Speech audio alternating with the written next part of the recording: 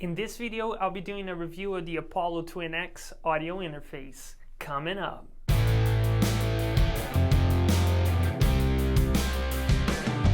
Welcome to the Home Studio Academy, everybody. My name is Nolan Freitas, and my goal is to help you build your own home studio and teach you how to create professional sounding recordings at home. So today we're going to be talking about the Apollo Twin X. I'll be showing you some of its features as well as audio samples of me talking, singing, playing acoustic guitar, and electric guitar. Before we dive into the features of this interface though, I do want to talk a little bit about Universal Audio and what makes the Apollo different than other interfaces. For those of you who are unfamiliar with Universal Audio, they're known to make the best emulations of vintage and analog gear in the world. They created these plugins that emulate the sound of vintage preamps, compressors, EQs, amplifiers, many effects.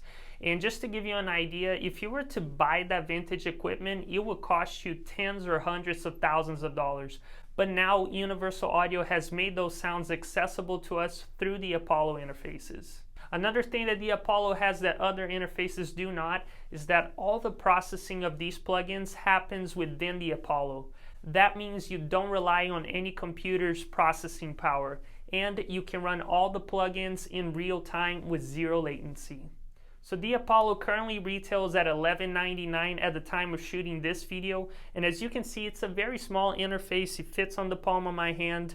It's very simplistic and easy to use, and I like the fact that you can just throw this in a book bag or a small case and you're ready to take it with you wherever you go. This bundle includes the box for the Apollo itself, the power adapter, and it comes with the instruction sheet so you can create an account, download the console app, and then activate the plugins. However, something I didn't know when I bought this interface is that Universal Audio does not provide the Thunderbolt cable. This means you are going to have to spend the extra cash and buy the cable separately. So now let's explore some of the ports and the buttons on this interface. Okay, so on the front of the interface you have one instrument cable input for things like guitar or bass, and then you also have one headphone input so you can connect your headphones. So on the back of the interface you have two connections for microphones. You can also connect up to two pairs of studio monitors, so that is very helpful in case you want to compare your mixes. Then you have an optical in, which will allow you to expand the amount of ports if you connect this Apollo to a different Apollo. And then of course you have the Thunderbolt and the power supply. So now let's talk about the buttons on the interface. On the Apollo you have two different menus. You have the preamp menu and the monitor menu.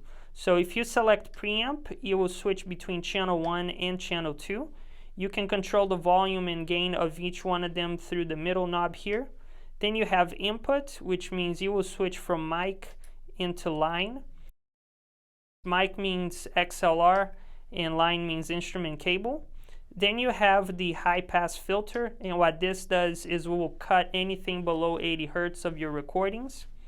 Next we have the 48 volt switch, which will provide phantom power and power on your condenser microphones. Next you have the pad switch. This will allow you to record really loud audio sources such as a drum set or a guitar cabinet. Then you have the phase flip. So if you're having phasing issues when using more than one microphone, you can just click on that and you will flip the phase. And finally, the link button will link channels 1 and 2 together so you can control them simultaneously. Moving over to the right section of the interface, you have the monitor button, and this will allow you to switch between your monitors and your headphones, and you can control the volume on each one of them independently. And you should have noticed that the buttons here and the options have changed. So if you have a microphone already connected, you'll be prompted to enable talk. What talk does is if you have someone in another room or a vocal booth, you just have to press the talk button and they should be able to hear you within their headphones. Dim means that if somebody comes over, you don't want to shut the music, you just want to have a conversation, you just click on the dim button and the volume will be decreased. Then you have mono. This will change your mix from stereo to mono. And of course the mute button will mute your speakers. Alright, so now that you've seen the features on the actual Apollo, let's jump into the computer so I can show you around the console app. So this is what the console app looks like, and starting on the left we have our channel strip here. Here's where we're going to insert all of our plugins. For example, currently I have the LA2A compressor on my chain, But to add another plugin, you would just click on the plus sign and then select whatever plugin you want. Then looking down here, you see the gain level coming from the microphone. You can mute or solo the channel strip. You can also do some panning. And then on the right side, we have our auxiliary channels. So these channels are primarily used for reverbs and delays.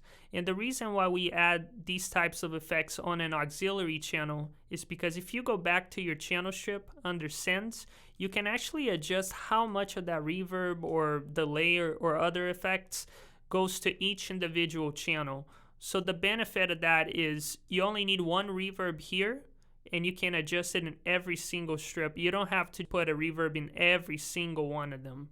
Moving over to the right side, UAD gives you two recording modes, UAD recording and UAD monitoring. UAD recording means that any effects you add to your chain will be printed to your DAW when you record. UAD monitoring means that even though you're getting to listen to these effects, they won't be printed inside your DAW. The reason why I prefer UAD monitoring mode is because it gives me the flexibility to do mixing after I record inside my DAW. So if I need to adjust any settings, I can just do it in my DAW, adjust the EQ, adjust the compressor, change the guitar tone, and that is why I recommend this mode to 99% of people. But if you're the type of person that just wants to set it and forget it, if you know that whatever effects you added here will be the final mix, then go for UAD record. Now we're going to be doing some audio samples. I'll be doing spoken word, singing, playing acoustic, and electric guitar. Okay, so now you're hearing me through the TLM-102 condenser microphone. It is connected straight into the Apollo interface, and as you can see here on my channel strip, I have not engaged any plugins. Alright, so now you're hearing me through the Universal Audio plugins. I have engaged the 610B preamp, the 1176 compressor, the LA2A compressor, and the Pultec EQ, and this is what my voice sounds like. Now I'm gonna do a little bit of singing, then record acoustic guitar and electric guitar. I like the way that you move around between the sheets, calling me out. And by the time the sun goes down, I've given you all my love, yeah.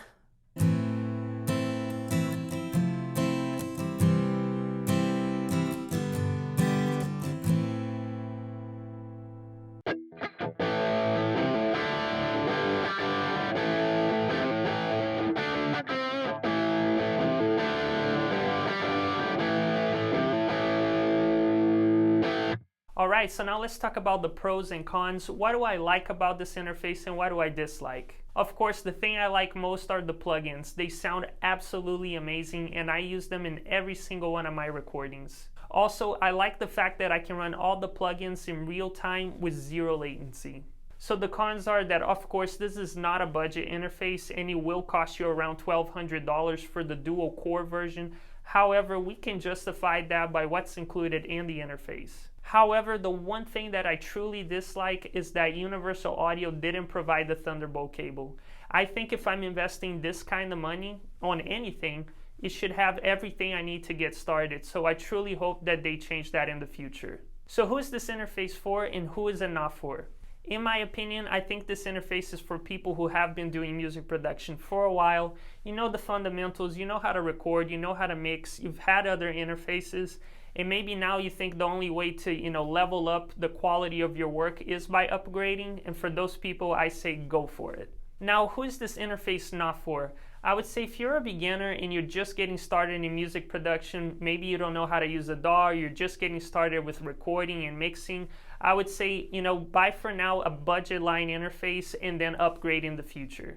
Good news though, for those of you who are just getting started with music production and want to become part of the Universal Audio family, they have released their budget line of interfaces, which are called the Vote series. That line of interfaces costs between $100 up to $370, and some of those units come with the 610B preamp and the 1176 compressor built into the interfaces. So if I was getting started all over again, that's what I would do. I would buy one of the Vote series interfaces that are amazing quality, and then with the rest of that $1,200 budget, I would just build myself an entire home studio. If you want to learn how to build a home studio, I already made that video and I'll be posting the video cards somewhere here on the screen so you can go check that out. Also, let me know down below in the comments what audio interface are you currently using to record and whether you think the Apollo is worth the money. If you got any value out of today's content, please consider subscribing to this channel. Thank you so much for watching and I hope to see you in future videos.